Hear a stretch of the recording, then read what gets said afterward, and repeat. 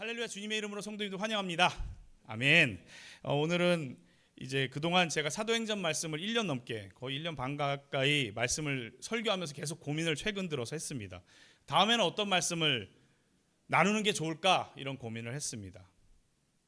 다른 본문을 선택할 수도 있었지만 우리 교회를 좀 떠올리면서 기도를 했어요. 우리 교회는 여러분들 보시기에 다 교회 오래 다니는 분들처럼 보이지만 실은 반 정도는 교회 다닌 지 얼마 안 되는 분들입니다. 그러니까 서로 내가 처음 와서 좀 어색하다 하시는 분들은 당황하지 마십시오. 옆에 있는 사람 온 지 얼마 안 됐습니다.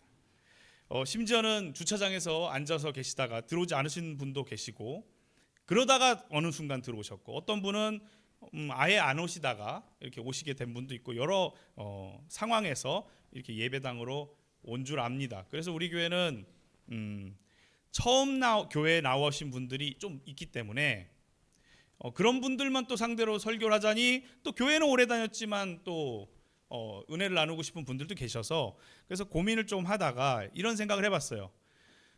교회 오래 다닌 사람도 성경의 인물에 대해서 자기가 읽어서 고민하고 읽은 거일 수도 있지만 때로는 남에게 들은 가공된 그런 성경 인물을 알고 있지 않을까. 그래서 새로운 우리 성도님과 그리고 원래 교회에 다녔던 분들을 함께 나눌 수 있는 성경 인물에 대해서 다시 읽어보면 어떨까 이런 생각을 했습니다. 그래서 잘 정리된 다른 사람들이 이야기한 이야기가 아니라 우리가 성경을 직접 펴고 하나님은 이 성경 인물에 대해서 어떻게 생각하셨지? 이런 관점으로 고민을 해보자. 그래서 오늘 첫 인물로 아브라함을 정했습니다. 많은 무리의 아버지라는 뜻의 아브라함은 그 이름이 99세 때 하나님께서 주신 새로운 주신 이름이고요. 계명을 한 거죠. 그 전에는 오늘 본문처럼 존귀한 아버지란 뜻의 아브람이었습니다. 그래서 오늘 설교 중에 읽기는 아브람으로 읽었는데 목사님이 아브라함이라고 하나, 오늘 본문에 관련된 이야기 할 땐 아브람이라고 할 거고, 실은 계명이 됐으니까 이제 계명된 이름을 불러야 될 때 오늘날 보편적으로 적용할 땐 아브람이라 안 부를 거거든요. 아브라함으로 부를 겁니다. 그래서 헷갈리지 마시라고. 아브람은 계명전 이름이고 아브라함은 하나님께서 99살에 100살에 이삭을 낳았잖아요. 그러니까 99살에 주신 이름이다. 이렇게 생각하시면 좋겠습니다. 먼저 말씀을 준비하면서 한 가지 흥미로운 작업을 해봤습니다. 사람들은 아브라함 알기는 많이 알고 이름도 들어봤는데 에이브라함 링컨도 아브라함 그 이름을 따온 거잖아요. 그 이름을 떠올릴 때 어떤 단어를 가장 많이 떠올리는지 살펴봤습니다. 그 결과는 여러분도 예측하실 수 있는 내용이에요. 1번이 뭘까요? 아브라함에 대해서 검색했더니 사람들이 그 검색을 얼마나 많이 했는지를 이제 나오잖아요. 그래서 1등이 뭐냐? 다 아시는 대로입니다. 믿음. 2등은 뭐냐? 순종, 언약, 약속이란 말이죠. 그리고 그냥 말 그대로 약속, 그리고 그의 아들 이삭, 축복, 이런 순서대로 사람들이 많이 검색을 했다고 합니다. 이 이야기는 우리가 교회에서도 많이 들었던 이야기예요. 아브라함 하면 이런 단어들이 연결돼서 떠오릅니다. 그런데 같은 아브라함이라는 단어를 두고 제가 앞에 키워드를 살짝 더 넣었어요. 복을 받기 원하는 사람들이 아브라함을 검색할 때는 어떤 내용으로 주로 검색을 했어? 라고 물어봤죠. 그랬더니 물질의 축복, 형통, 지경이 여기서 지경이란 건 이제 부동산이나 뭐 이렇게 내가 가는 곳마다 다 내 거 되는 거, 지경을 넓혀지게 해달라는 기도, 자녀가 남보다 잘 되게 해달라는 소원 비늘 때가 되면은 하나님께서 채워주시는 돈과 성공, 이런 것을 위주로 검색을 했다라고 나왔습니다. 이 두 가지 내용이 똑같은 아브라함을 놓고 사람들이 검색하거나 말하자면 글들을 올린 내용을 이제 순위로 맞춰서 만든 건데, 이 두 가지가 너무 차이가 나니까 사람은 하나님과 말씀을 있는 그대로 보기보다는 자기가 보고 싶은 방향으로 보고 싶어 한다는 생각을 다시 한번 하게 되었습니다. 그래서 오늘부터 시작되는 인물 탐구 말씀할 때는 어떻게 하면 저 사람처럼 해서 성공할 수 있을까? 사실은 백악관을 기도의 자리로 만든 링컨이라는 책, 제가 개인적으로는 제일 조심스럽게 봐야 된다는 책으로 여기거든요. 하나님을 믿으면 내가 잘 된다라는 초점에서 성경을 읽으면 많은 경우 놓치는 경우가 있습니다. 그래서 그런 질문을 내려놓고자 합니다. 그래서 오늘은 어떻게 하면 아브라함처럼 복을 받을까가 아니고요. 하나님은 아브라함을 어떤 눈으로 보셨을까? 이런 마음으로 앞으로는 이제 계속 제가 당분간 인물에 대해서 할 때 하나님은 저 사람을 어떻게 보셨을까? 그래서 그것을 오늘날 나에게 끌고 와서 나는 어떻게 보고 계실까? 이런 말씀을 나눠보고자 합니다. 자, 오늘은 하나님은 아브라함의 무엇을 보셨을까? 아직 부족하던 그 사람에게서 하나님은 무엇을 발견하셨을까? 아직 아브라함이란 이름도 아니고 아브람이라는 그런 사람에게서 어떤 시선으로 보실까? 먼저 아브라함의 인생을 간단하게 설명드리겠습니다. 하나님께서 갈대아 우르, 오늘날의 이라크 땅이죠. 갈대아 우르에서 떠나라고 한 번 하셨고, 두 번째로는 그 아버지 데라가 죽고 나서 하란, 오늘날의 튀르키예 쪽이죠. 튀르키예에서 또 떠나라고 두 번을 사실 떠났어요. 둘 다 하나는 1000km 넘고 하나는 700, 800km 정도 되는, 그러니까 합치면 거의 2000km 가까이 되는 거리를 떠나는 그런 일이 아브라함의 인생에 두 번이나 있었습니다. 떠날 때 확신에 차서 떠난 내용은 안 보여요.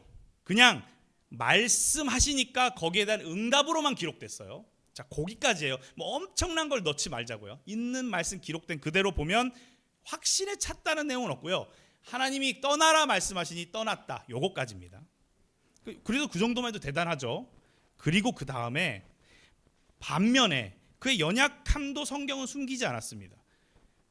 기근 앞에서 가뭄이죠. 가뭄이 들어서 사람들이 다 굶어 죽게 생겼을 때 하나님의 말씀을 특별히 듣지 않고 이집트로 내려갔고, 거기서 자기의 생명을 지키기 위해서 거짓말을 하는 사건이 바로 그 이후에 이어져서 나옵니다. 그래서 하나님의 약속을 끝까지 기다리지 못한 모습도 아브라함은 한 번이 아니라 수차례 보여줍니다. 그리고 나중에 오늘 이 본문 말씀 이후에 하나님 약속하셨음에도 불구하고 또 이집트 여성인 하갈과 아기를 가져서 자녀를 얻어, 너의 아내 사라를 통해서 자녀를 주겠다고 하신 말씀 약속을 끝까지 기다리지 못하고 다른 방법도 쓰는 모습도 보입니다. 그래서 우린 이런 생각을 하게 됩니다. 믿음은 있지만 완전한 믿음 있는 모습이 보이질 않는데 도대체 왜 믿음의 조상 아브라함이라 부르는 거지? 아무리 봐도 나보다 약간 나은데 나보다 완전히 나아 보이진 않는데, 이런 생각을 하는 거죠. 이 질문은 확대돼서 오늘날 우리 교회 안에도 자주 등장합니다. 구원받았다고 그러면서 저 사람 왜 저러지? 저 사람 하나님 믿는 거 맞아? 저 사람 왜 저래? 이런 말이 아브라함을 평가하듯이 우리 주변의 형제 자매에게도 똑같은 잣대로 이야기하는 거죠. 그런 판단이 오가는 바로 그 지점에서 오늘 말씀이, 오늘 본문이 이제 우리는 같이 읽을 겁니다. 1절 함께 소리내서 읽어보겠습니다. 1절 시작. 이런 일들이 일어난 뒤에 주님께서 환상 가운데 아브라함에게 말씀하셨다. 아브라함아, 두려워하지 말아라. 나는 너의 방패다. 내가 받을 보상이 매우 크다.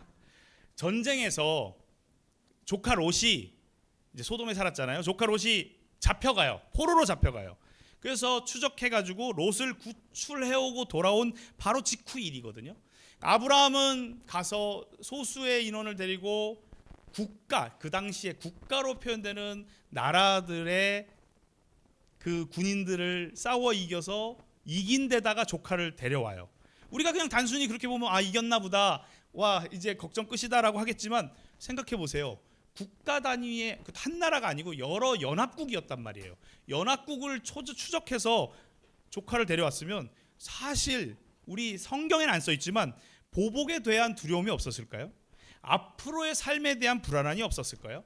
그 상황에서 오늘 주님 말씀이 이런 일들이 일어난 뒤에라고 쓰시고 너를 내가 지키는 방패다라고 이야기하신 거죠. 사실은 사람들은 하나님이 이 세상에 존재하는지도 잊고 살던 시절 중에 아브라함을 택하신 거라, 오늘에는 아브라함을 택하신 거라, 사실 아브람도 하나님에 대해서 이제 안지 생각보다 얼마 되지 않은 상황이란 말이에요. 그래서 하나님께서는 은혜로 나타나셔서 계속 약속해 주시는 거죠. 널 지키겠다고. 그러자 아브라함이 이렇게 대답했습니다. 2절 한번 읽어볼까요? 2절 시작. 아브라함이 여쭈었다. 주 나의 하나님, 주님께서는 저에게 무엇을 주시렵니까?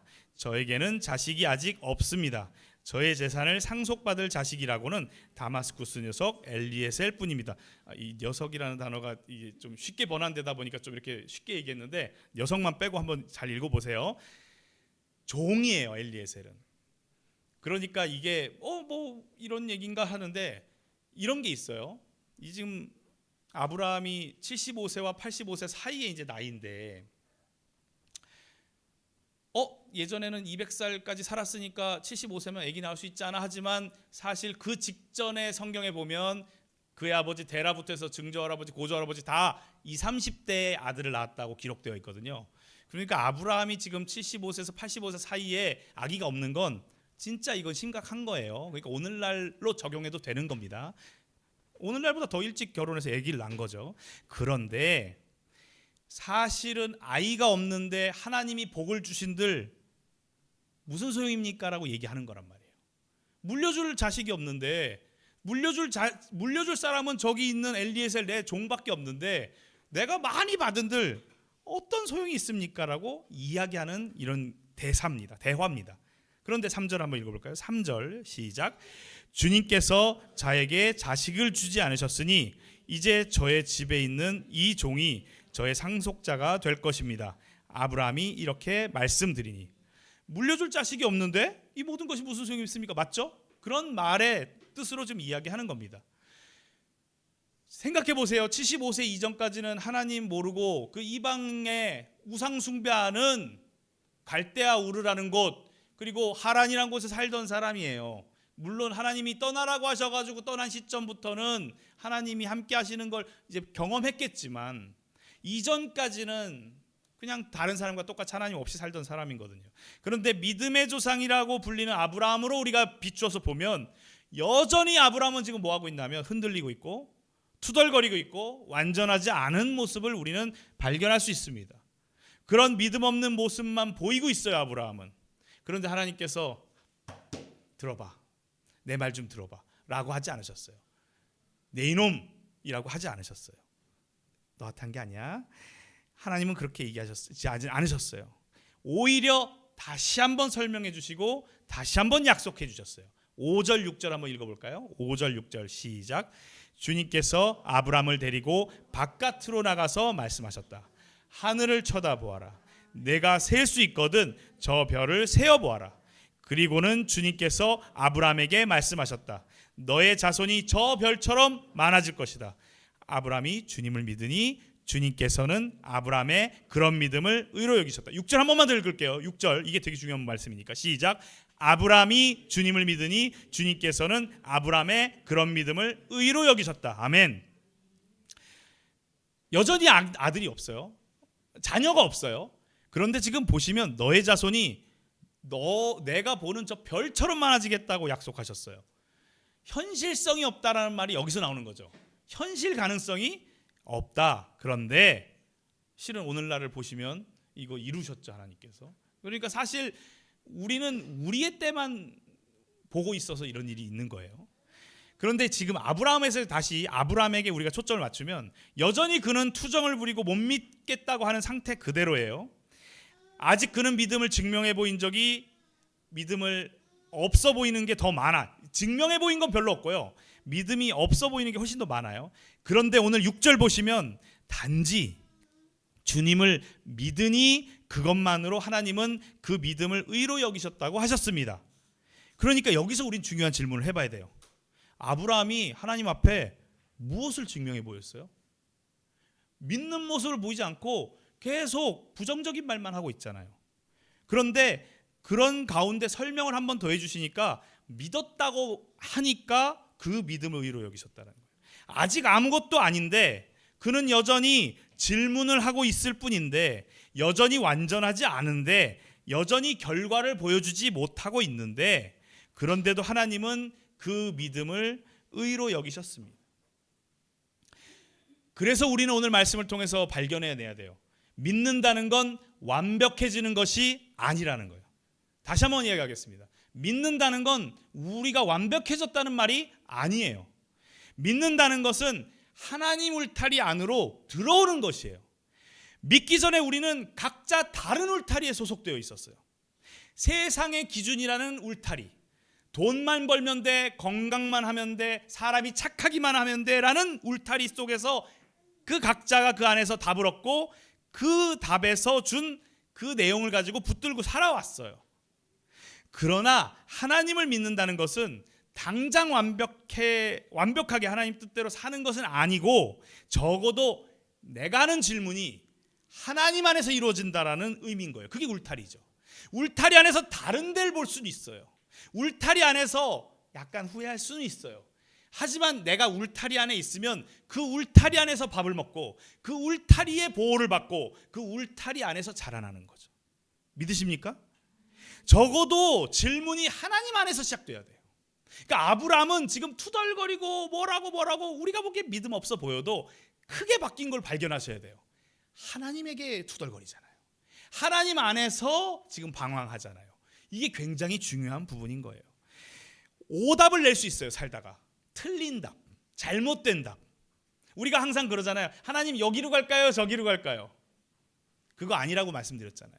내가 선택을 어떤 거를 하든지 상관없다가 아니라 어떤 선택을 하든 하나님께서 도와주시는데 그 선택이 하나님이 싫어하시는지 좋아하시는지에 대한 관심이 바뀌는 걸 말씀드렸잖아요. 마찬가지예요. 오답을 내더라도 틀린 답을 하더라도 그것조차 하나님 안에서 오답을 내고 틀린 답을 제출하고 그 오답을 고치는 과정조차 하나님 안에서 하는 거, 이게 울타리 안에서 한다는 거죠. 이것이 성경에서 말하는 믿음이라고 믿습니다. 그래서 우리는 아브라함의 믿음을 오해해서는 안 될 줄 압니다. 이삭을 바치라는 명령 앞에서 칼을 들고 바쳤던 그 죽이려고 했던 그 마음, 그것만 믿음이라고 생각하면 아브라함의 믿음을 너무 좁게 보는 거예요.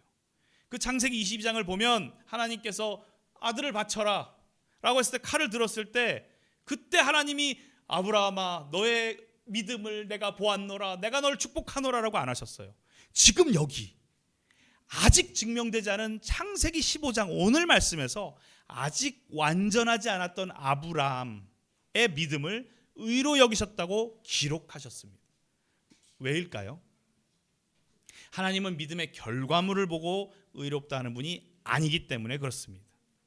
하나님은 하나님의 울타리 안으로 들어오는 그 시작, 울타리로 쏙 들어온 그 시작, 믿음의 출발점을 보시고 내가 끝까지 책임지겠다고 선언하십니다. 이게 하나님의 약속이고 언약인 거죠. 이게 구원입니다. 그래서 성경은 단순히 내가 믿었으니 구원받았다라고만 말씀하지 않으세요. 로마서 3장 24절을 보아도 에베소서 2장 8절을 보아도 반드시 구원과 믿음 사이에 뭐가 있는가 하면 은혜라는 말이 등장하는 이유가 그겁니다. 사람이 의지로 믿어서 구원이 결정되는 것이 아닙니다. 믿는 것 자체가 은혜가 없으면 시작될 수 없다라는 것을 말하고요. 그리고 그 믿음이 끝까지 완성되는 것도 하나님의 은혜가 없으면 안 된다는 걸 이야기하는 거고요. 그리고 믿음을 끝까지 완성할 때에 하나님의 전적인 은혜가 끝까지 이끌고 가시는, 이게 하나님의 약속인 줄 믿습니다. 그래서 성경은 말합니다. 이것은 너희에게 난 것이 아니요 하나님의 선물이라. 이게 에베소서 2장 9절 말씀이죠. 선물이라고 하신 거예요. 그렇다고 우리가 아무것도 하지 않는다는 말은 또 아닙니다. 우리는 분명히 믿고 순종하고 열심히 살아냅니다.